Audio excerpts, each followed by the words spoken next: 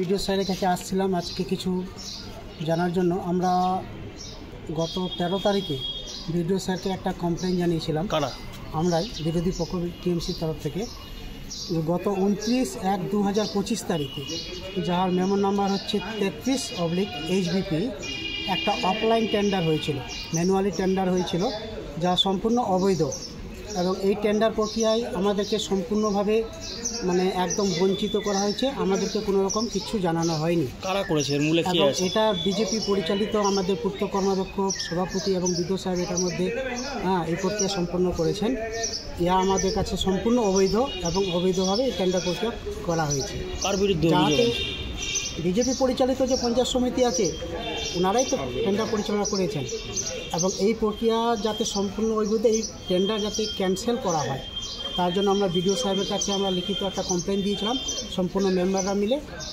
এবং আমরা বিডিও সাহেবের কাছ থেকে কোনো সদুত্তর পাইনি।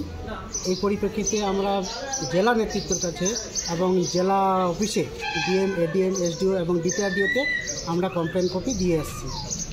কাজ ছিল এটা অফলাইনে লাইটের টেন্ডার ছিল 15 ফাইন্যান্সের। জাস্ট এটা টেন্ডার হয়েছে আনুমানিক 25 লক্ষ টাকা হয়েছে।